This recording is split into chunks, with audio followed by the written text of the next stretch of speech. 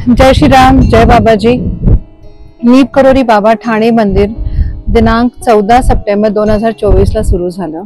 त्यानंतर कोणास ठाऊक माझ्या मनात सारखं हे होतं की समर्थ रामदास स्वामींनी जे मंदिर महाराष्ट्रामध्ये स्थापित केले आहेत, आपण त्या हनुमंतांच्या दर्शनाला गेलंच पाहिजे।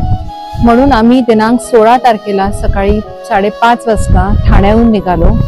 माझ्याबरोबर अर्जुन, विवेक, हर्ष आणि आमचा ड्रायव्हर निलेश।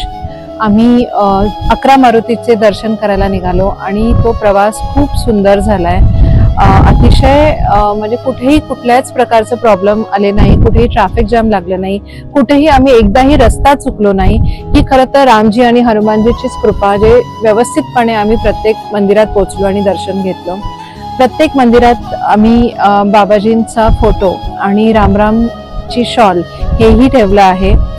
मला असं वाटत होतं की बाबाजी जसे उत्तराखंड वरून महाराष्ट्रात आले, तर महाराष्ट्रातले जे मंदिरं आहेत तिथे आपण बाबाजींना पोहोचवलं पाहिजे। म्हणून हा संकल्प घेऊन मी ठाण्याहून 16 तारखेला निघाले होते आणि खूप छान दर्शन झालं। ह्याचं म्हणजे मला शब्दात सांगता येणार नाही, पण अगदी निसर्गरम्य काही मंदिरं आहेत आणि सुंदर मंदिर आहेत। त्यावेळेला तर खरं मूर्तिकार वगैरे काहीच नव्हतं, पण चुन्यानी, मातीनी आणि शेणानी बनवलेल्या या मूर्त्या 550 वर्ष जरी झालेली आहेत तरी अजूनही तेवढी सुंदर, आणि ते मंदिरं एवढी सुंदर जागेवर छान आहेत।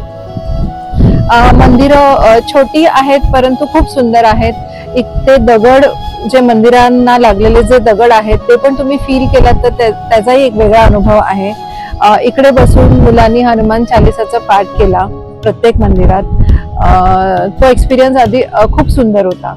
म्हणजे इथे आल्यावर असं मला वाटलं की जो संकल्प आम्ही घेतला होता तो बाबांच्याच कृपेने, रामजीच्या कृपेने आणि हनुमानजीच्या कृपेने हा व्यवस्थित झाला आहे। ह्याचा मला खूप खूप आनंद होतो।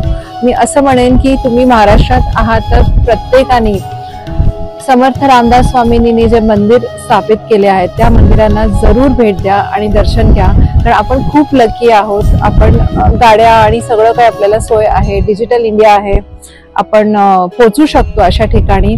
तर अशी संधी तुम्ही घालवू नका आणि दर्शनाला नक्की या। जय श्री राम, जय बाबा।